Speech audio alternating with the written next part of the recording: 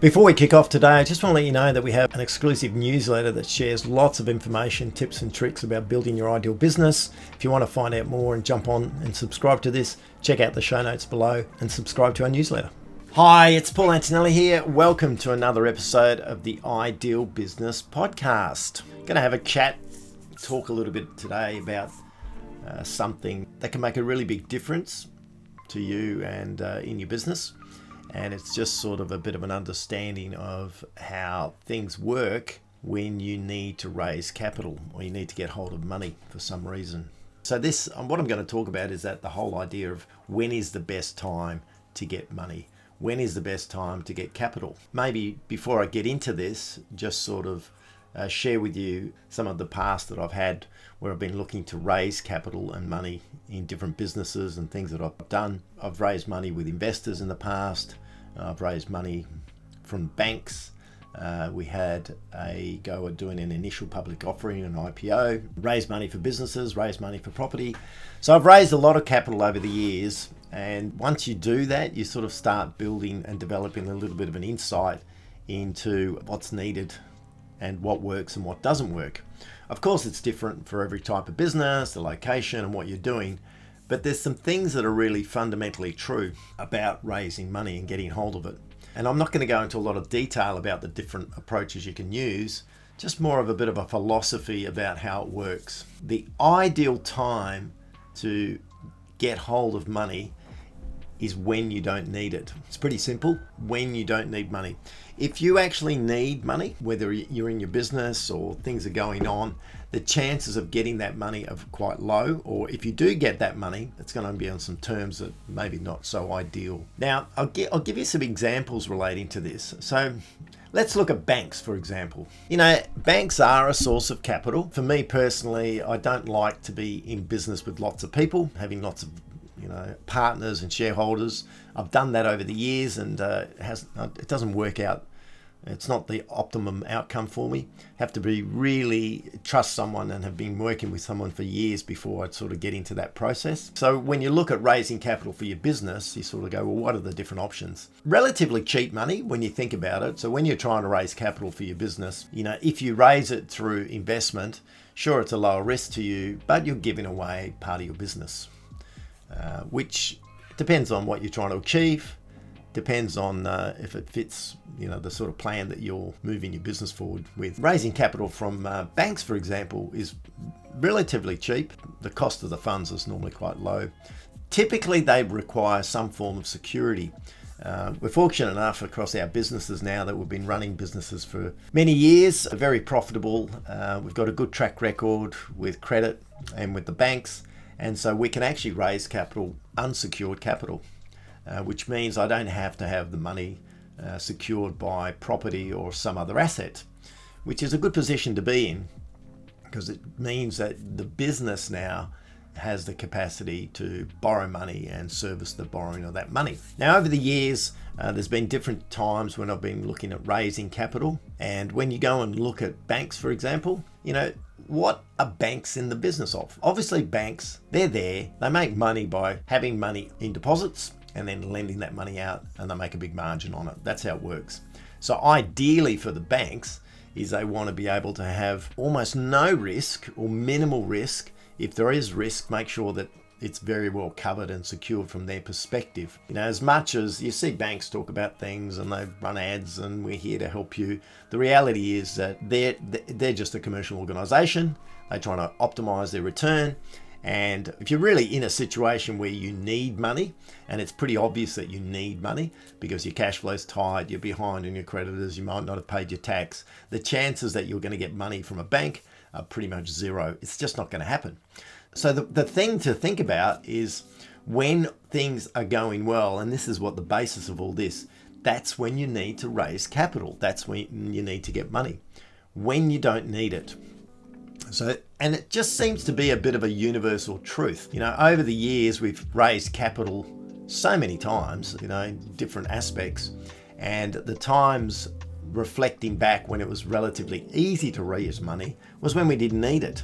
When we were sort of planning to do some things, the businesses were going well, and we didn't actually need the capital. When we actually needed the capital, we had some cash flow issues. There was costs relating to, we need to expand the business. There was some payment issues with some of our clients. We needed to raise capital. Very, very difficult to raise money. If you can raise money in those situations, it's going to come at a premium. The conditions you're not going to love. The cost of that money is going to be high. And so that's just a commercial reality of raising money when you do need it. So the way to think about it is positioning yourself and your business so that you are a business or an individual that doesn't need to raise capital, doesn't need money. And when you put yourself in that position, then that's the time to go and raise capital. I just recently did this. Our businesses are very profitable, cash flow positive. We've been running one of the businesses for almost 14 years. They're a solid business. Revenues grow each year, profits grow each year. So we've got a lot of track record. The banks are a lot of the banks are similar. We're from a bank's perspective, we're an attractive client for all those reasons. And so it was almost about a year ago, I went out to the banks and I said, I want to raise some more capital. Wanted an extended overdraft, a working facility for different businesses. Some of it relating to property activity, some of it relating to development activity, systems improvement, all that sort of stuff. So I go out to the bank and I said, look, I'm looking to, I want some more facilities and this is what I want, and I mapped it all out. They came back to me because they've got a lot of insights into the business, how much cash flows through, how much money we're holding on hand, the cash that's available to us. They sort of came back and said, we're not so clear on why you need this money, which is really interesting, because the reality was I don't need the money. I don't actually need the cash. I didn't need the cash. And so for me, that's a perfect time, absolute perfect time to go and get money, is when I don't need it. That's just how I've sort of framed my thinking up. So whenever I don't need money and things are going super well, expecting good results, that's a great time to go and raise capital. So this was with the banks. So I went out there and across all the different businesses, I raised over $600,000 unsecured. I had to give them justification as for what I'm going to do with the capital. And I said, I'm going to do some systems improvement, some expansion activity, looking at some feasibility work. I came up with a whole bunch of things, which is all true. And then I was able to secure these additional funding. And we've gone through that process and done that a number of times over the years. It just works because it's fairly straightforward. They ask for your financials, how your business is going. They look at the numbers, all my taxes up to date. Everything's up to date. I don't have outstanding creditors. They go, this is an ideal client, perfect client who we'd love to lend money to, because they're in the business of lending money, which they know they're going to get back with the least amount of headache. So that's an example of something that you can do in relation to banks. And it's a way of thinking. It's changing your thinking that, things are ticking along well. Oh God, I'm going to need some money in the next 6 months. If you get to that point, it might be a little bit late. It might be a little bit more difficult. So the ideal scenario is when things are going well. And it's counterintuitive. When things are going well, you go, I don't really need capital at the moment. I can't see a need for it. That's actually the time that you should go out and raise money. When it's going superbly well, everything's looking good, and you don't need the money. And the banks know you don't need the money as well. So that's sort of a bit of a philosophical approach to raising cash. Have you ever wanted to find out how ideal your business is? We put together a really cool tool that'll enable you to get your ideal business score. It's a fantastic tool. Check it out in the show notes and find out how ideal your business is. Back to the show. Now, the same thing, I guess, when you're looking at raising money from other sources. If you're looking at bringing investors into your business, you're looking at selling your business, you're looking at selling a part of your business, you're looking at raising some capital. All of those processes are optimal from your own perspective when you don't have to do it.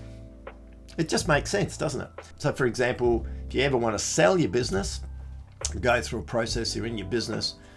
If you're wanting to sell the business because it's causing you stress, there's grief, there's cash flow issues, it's not a great time to sell, because look, there's no question there'll be a potential buyer out there, but they're really going to take advantage of where you're at the moment, and you're simply not going to get an optimum outcome or an optimum result.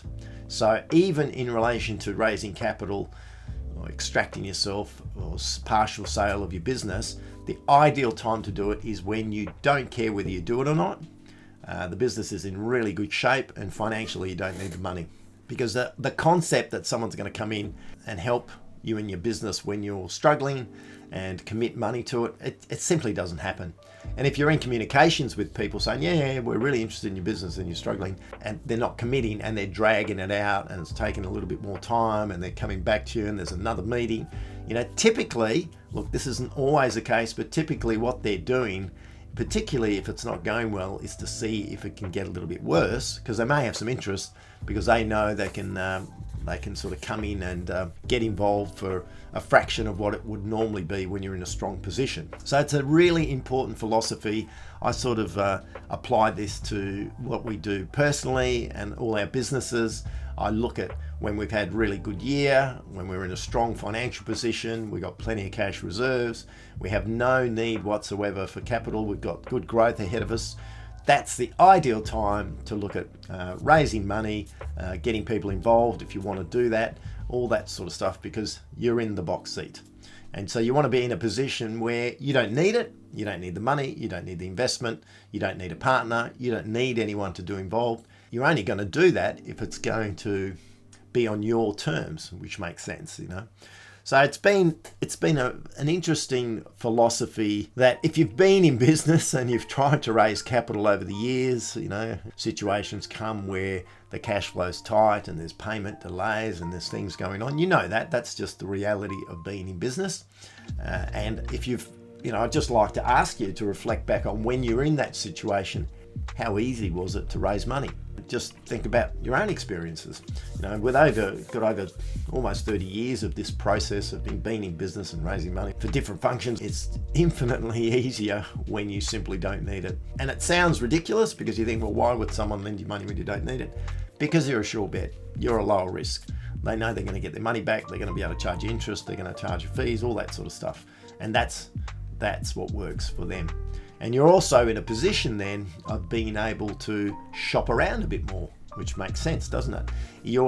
If you consider yourself and set everything up in the way that you operate, so you're what would be considered an ideal optimum client for anyone that wants to hand out money, then you can get a better deal because there's more competition from people wanting to part with money where there's lower risk and a higher certainty and a better chance of return, which makes sense, doesn't it? So you can put yourself in a great position, make sure that you can access capital. And typically, what do you do with the capital? Well, what I find is that I don't actually use it. It's more about having the facility in place, particularly when things are going well.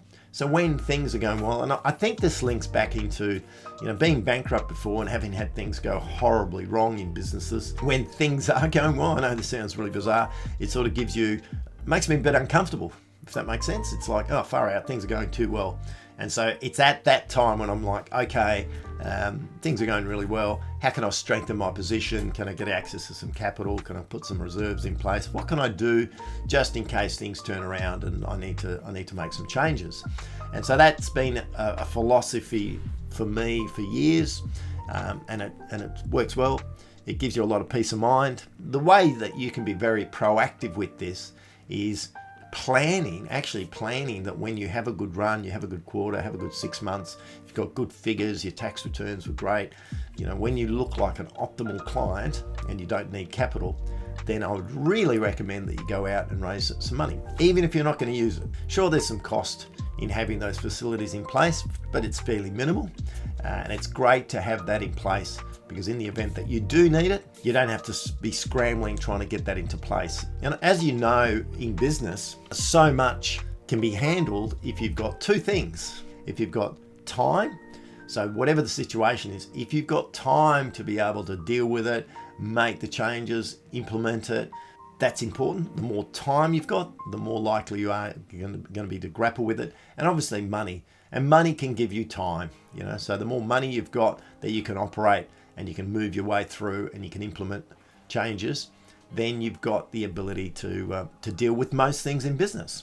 And I remember that years ago with a business partner I had just said, look, you can really deal with pretty much anything when you've got cash, and cash can create time, and if you've got time, you've got the ability to adapt and change and really sort things out. What creates a lot of stress And a difficult situation is when you have minimal time to deal with something. So something's happened, there's a change in the marketplace, and for whatever reason you've got a month or two to deal with it, make the change, implement it. That's really tricky, that's really hard. And in that situation, it's going to be difficult to raise capital anyway.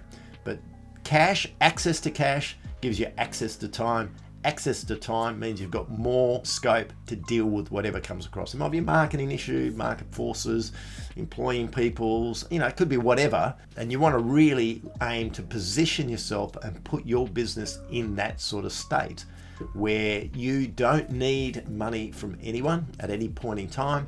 You strengthen it by going out there and raising capital when you don't need it. And then in the event that something's not quite right, something's not going well, you've got time to deal with it. And that might be 3 or 4 or 5 months. I have a philosophy in my businesses that I want to be able to operate any of my businesses for 12 months with 0 revenue. It's a pretty high ask, isn't it? You've got to have a lot of cash reserve to be able to do that. But that was a goal I set myself when I started businesses, my current businesses, and I've achieved that for those businesses. So effectively it means I could run my businesses for 12 months, a solid 12 months with 0 revenue, which is never going to happen. Never say never, but unlikely to happen, but it can still, so I've got a lot of peace of mind about the ability to adapt and change if that takes place. And that was a goal. You might say to yourself, look, I'd like to have 6 months clear run, that I've got reserves in place that I can manage and run my business for 6 months with 0 or no revenue. It's a good place to be. Not many of us think like that, but it's often the key thing that can create stress and really rock the boat in your business. So if you can position yourself like that, and you can raise capital when you don't need it, which is the optimum time, then you can really get better outcomes for yourself, less stress, and it's a much more ideal business from my perspective, much more ideal. So that's a bit of a perspective on raising capital. Done it over the years for all sorts of different things, and just wanted to share those insights with you. Thanks for listening. I'll catch up with you in another episode of the Ideal Business Podcast. Ciao for now. Thanks for listening. As you know, we grow organically. It's really people like yourself that enable us to get the word out. If you like what you hear, please give us a rating, leave a good comment, and share this with your friends. Thank you.